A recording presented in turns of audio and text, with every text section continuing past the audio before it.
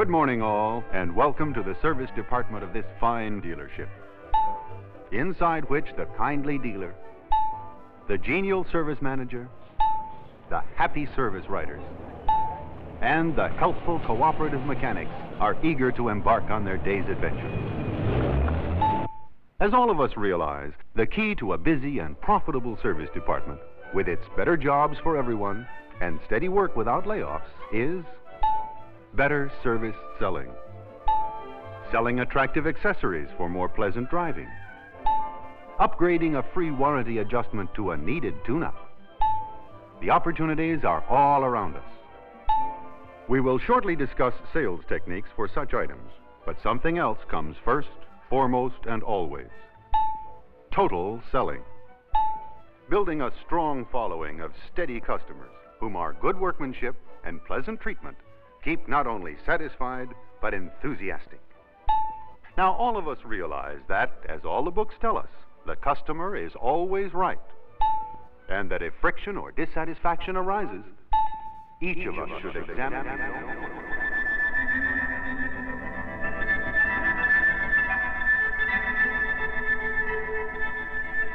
Hang on to your clipboards, boys. It looks like here we go again, with another uplifting message from the Genius Department, all about how we bums out in the shops are fouling up the details. Well, let's us tell him something about these customers of his who are always so cotton-picking right.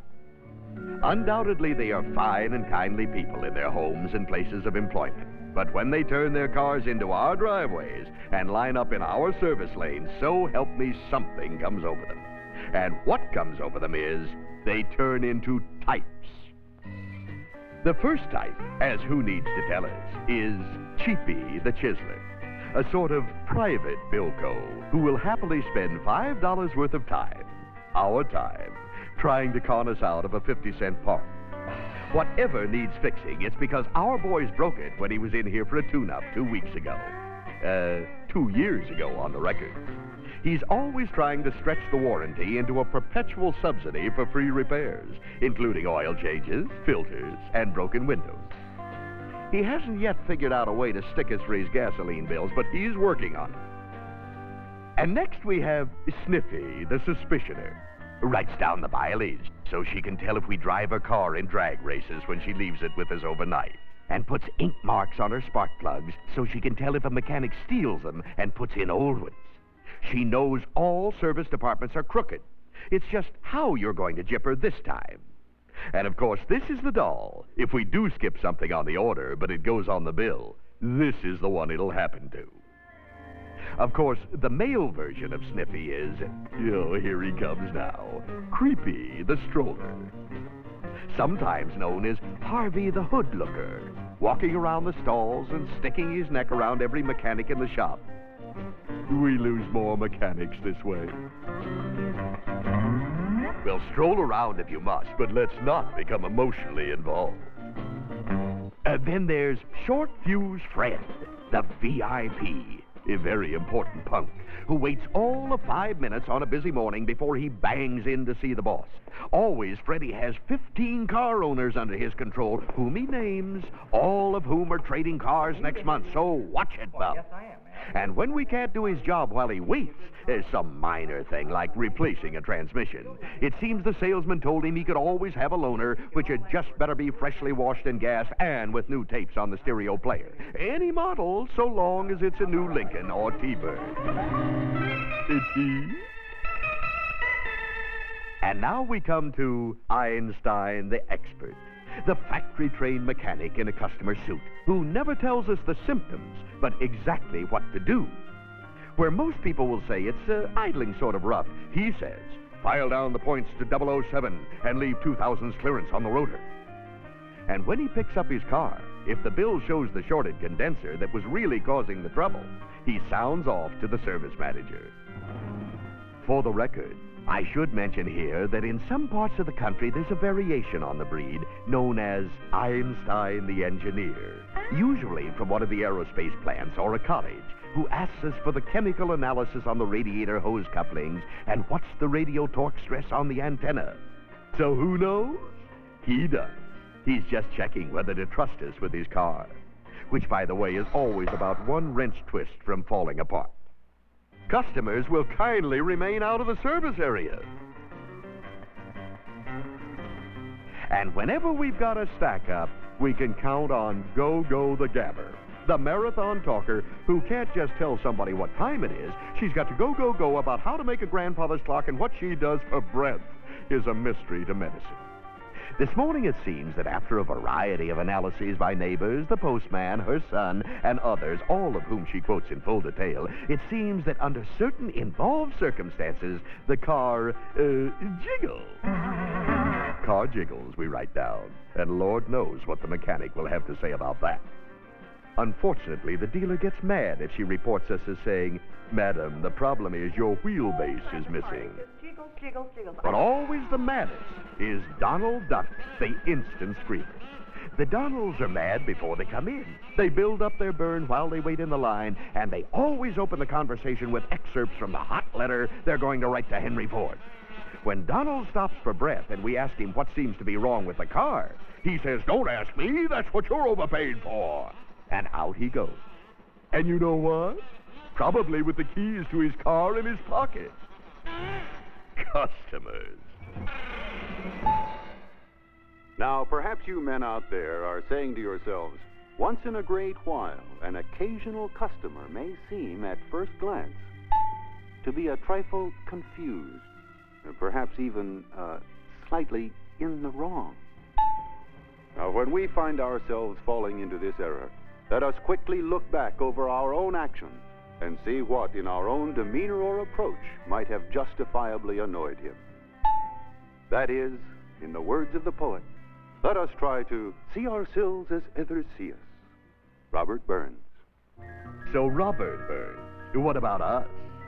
Okay, let's see ourselves as those ither jokers see us, and I'll show him just how ither they can be. Take the customer we just observed, Donald Duck, the instant screamer. As Donald looks across the shop and sees 3 or 4 of our gentlemen gathered around the desk, he may be thinking that instead of us being in consultation with the service manager on a difficult technical diagnosis, we're really just standing there chewing the fat about that redhead with the bill that Jimmy just handled. It took care of. Is service? Who knows? Maybe the customers even have types for us. Now, Donald, as we remember from his previous visit, is probably calling his man Paul the Promiser. Okay, so maybe Paul was a trifle optimistic when he wrote up such a long order for delivery at 5 o'clock. But when Donald came in for his car, he should certainly have noticed that when he turned on his lights, the horn would still blow and the wipers start.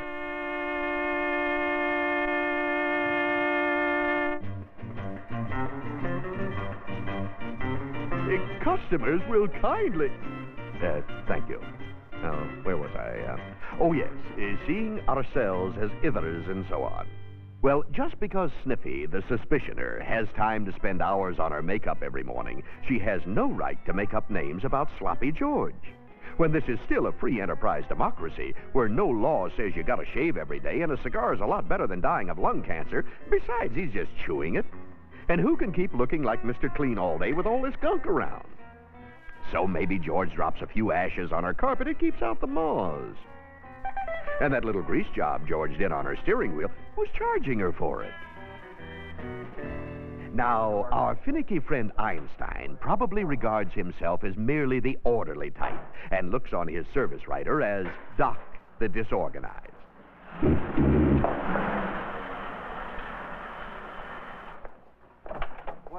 Well, how would he like to try to keep listening to some clown whining on and on about some stupid little rattle when you're trying to manage a slippery clipboard, locate your pencil, blow your nose, scratch your itch, and listen for your name on the intercom while some ape is bumping out a fender?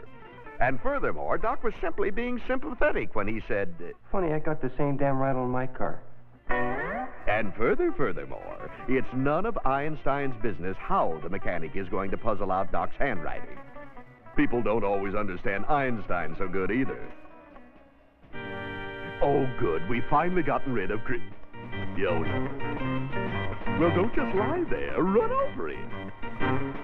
Now, about Itchy, Howard, that is.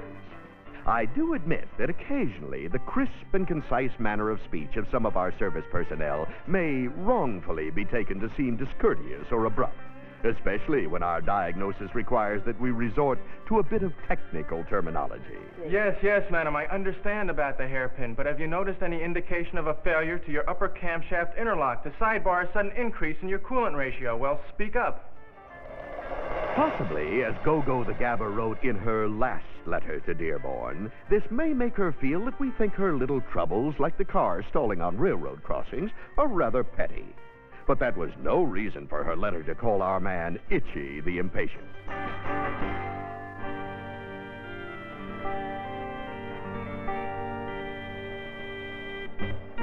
Customers will kindly... Oh, nuts. Give the creep a time card. Now, all of us realize You suppose those jokers really think those things? But you know, it is a fact. Somehow, we're not able to spend the time on them that we used to. You guys notice that, too? It was the same way when I was at Town and Country. Why is it anyway? What's happened to the business? I'm glad you asked me that. In defense of our service personnel, everybody in the company realizes that you are working under a heavy service load, often very heavy, and the load has two major causes. First, and this is one thing you'll admit the customers are right about, they've been buying an awful lot of new Fords and Mercurys. And most of the older jobs, thanks to good initial quality and your good service, keep right on rolling. With the result that we have an automobile population explosion. During a recent 5-year period, the number of Ford Motor Company vehicles in warranty leaped from 1,600,000 to 4,600,000 due to the adoption of the 2-year, 24,000-mile warranty. During that same period, the number of cars per mechanic rose from 31 to 81. Warranty vehicles per service stall went from 18 to 47. Of course, to the older men who remember trying to support a family on 3-day weeks with layoffs, this overload on the floor looks pretty good. We may cry a little, but we're crying on the way to the shopping center. So, first problem, we have more owners on the road. The second cause is the new extended warranty, which means that the new owners come into the shop more often. And they keep coming into us over a longer period of time. But this, too, even though it shoves us pretty hard at times, again, is a long ways from all bad. Because more visits give us a chance to get better acquainted with the customers, and thus build enduring relationships. Also, more visits keep the owners loyal to us and away from the gas stations and two-bit garages. So we do some non-commissionable work. So we gain the security of that steady paycheck. And as we all know, the owner who comes in for some free service is a good prospect for a commissionable accessory or replacement sale. Anyway, hot or cold, the fact is, we're going to be in this crowded condition for some time to come. And we can either switch jobs to a Studebaker dealership or roll with the overload and figure out some ways we ourselves can relieve it. What ways? Well, that's a problem which you men out there on the firing line can work out better than anyone else. So I suggest that you now switch off this projector, turn up the lights, and work out your answer in open meeting. Now, there's the way to be a genius.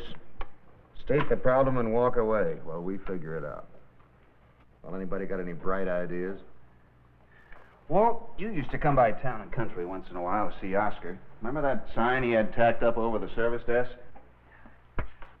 Illegitimi non-carborundum. No, the one over his desk. Yeah? Yeah, I do. Do it right, do it once. In other words, do the job right and complete the first time the guy comes in, and save all the time we spend on those nuisance callbacks. If you think that's going to stop Donald Duck from screaming, you're a dreamer. Sure. But he'll only scream once, instead of on 3 or 4 additional callbacks, which saves our ulcers and makes that much more time to spend with 3 or 4 additional customers. Well, anyway, let's do like the guy says and try to figure out the main causes of all these repeats and callbacks. Any ideas? Okay, you asked for it. Factory defects in the new cars. Not just the knobs and screws on the floor, you don't know where they came from. There's a doors that don't hang right. Yeah, and remember when you pulled the headlight switch and both direction signals went on and the clock stopped? Yeah, I know. It gets rough. I guess the factory guys have their troubles with their help just like we do. But the fact is, if we're going to keep on getting our checks, these new cars have to be delivered. And a proper delivery in the beginning saves all the freeload of those additional callbacks. Now, to be honest, we've been running some new cars through our own shop pretty fast lately. The boss has come up with a step-by-step preparation procedure to make sure that nothing gets missed. Just like an airline pilot's checklist. And also, we want to make sure that one of us gives each car a thorough checkout before the keys are handed over to the salesman. That's where a lot of the grief starts. How about putting the heat on those hotshots out on the sales floor to tell the people the facts about the warranty when they deliver the car, and not leave the poor guy thinking he's never going to pay a service bill again? And then if you think the owner's going to read his warranty... I know, they'll only read the happy parts about what they don't pay. Of course, to give those hotshots out front their due, a lot of the new cars get delivered on nights and Saturdays, and when the buyer's in a hurry to get his new rig home and show it off to the neighbors. So actually, the salesman doesn't have much time to do more than show him which end is front. So I guess it's up to us. If we're going to get the grief in the end, we might as well try to block it off in the beginning. So we make sure we tell the customer he's going to have to pay something as we write up the order. Of course, we'll accentuate the positive a little. This new warranty sure is a good deal, saving you $20, $30 in this job alone. Because all I have to mark up for you to pay are the normal supplies you have to buy anyway. Oil change, filter, and so on. Actually, the warranty is with us from now on, so we might as well live with it. But it isn't the whole cause of the problems. To be honest, there are a couple or three things we do ourselves that add to the workload. One, of course, is wrong diagnosis. Sometimes the customer misleads us. Sometimes we don't use the diagnostic equipment we've got in the shop. Sometimes we're just in too much of a hurry. And a mistaken instruction on the work order means wasted labor, which we don't get paid for, and the double workload of the callback. You know, in an occasional really puzzling case, we might consider that last desperate step of climbing in behind the wheel and driving the car around the block.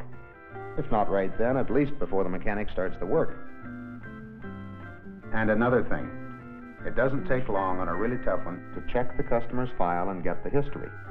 And then, even if the diagnosis is right on the button, a couple of extra minutes to write up a legible order with clearly understood prices will ensure complete communication between us and the customer, and through us to the mechanic. Those few minutes will save a lot of minutes later in the week when the job doesn't come back to be done over again. And finally, that prime cause of the 5 o'clock firefight, the items that were listed and didn't get done. Sure, it's a temptation to check off the cream items and pass over the sweat jobs.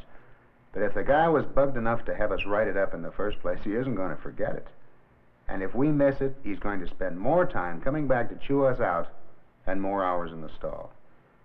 Now, the answer to all of this is straight ahead. First, we keep tab on our jobs at intervals during the day to make sure all the items are being done and done right.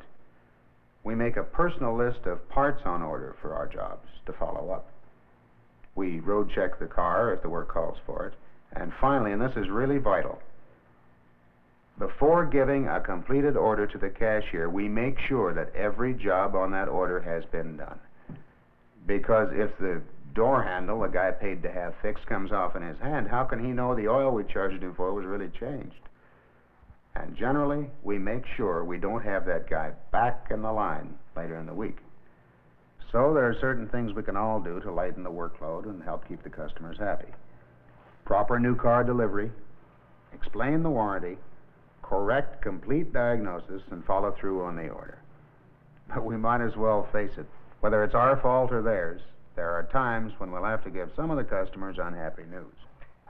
Yeah, like, sorry, sir, but the boss's wife just brought in one of her pals, and we had to pull a mechanic off your job. Sorry, sir. When we put in the new spark plugs, we found the trouble was a cracked block. Sorry, sir. The salesman had no right to make an appointment without checking, and we can't take your car till 3 months from next Friday. And so on.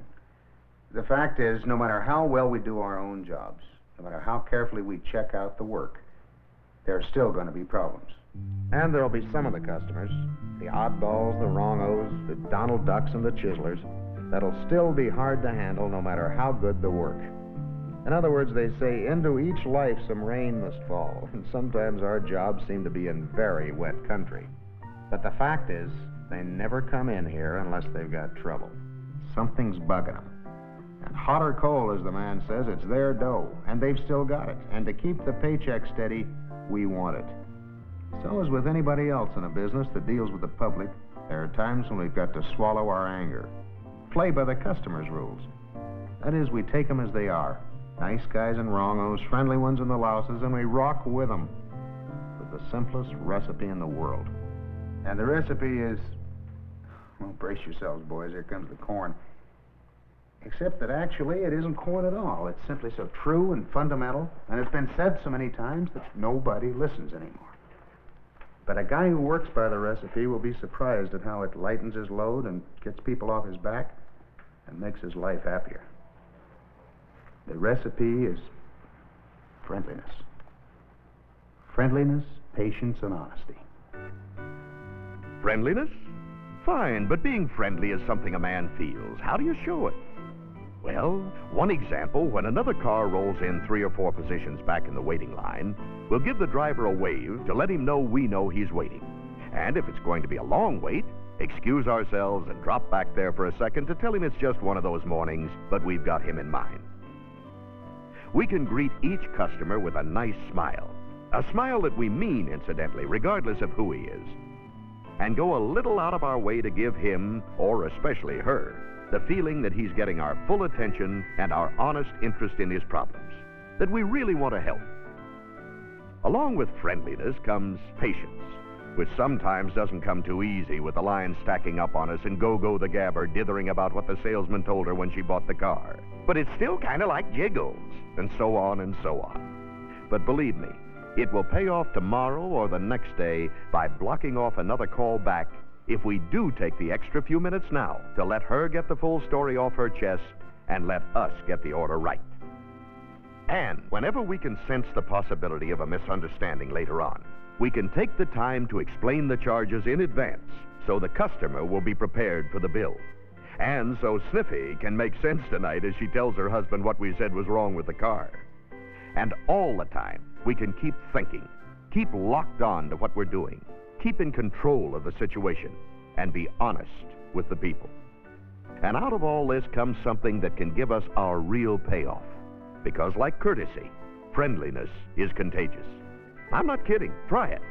We give a customer a welcoming grin and a warm, good to see you, how can we help you, and watch that grouch begin to swallow the nasty speech he's been practicing while he's been waiting. Yeah, thank you, Donald. And we find ourselves getting a 3-way personal payoff. First, we lighten our workload. Second, we protect that steady paycheck month by month by keeping the customers happy and coming back. And I guess the most important to me is we got a lot more enjoyment out of life.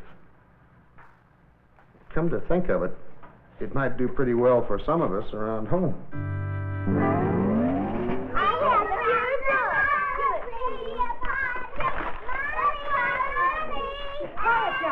Quiet down. Now, start putting your things away. Your father's going to be home any minute. You know how he is when he gets home from that shop.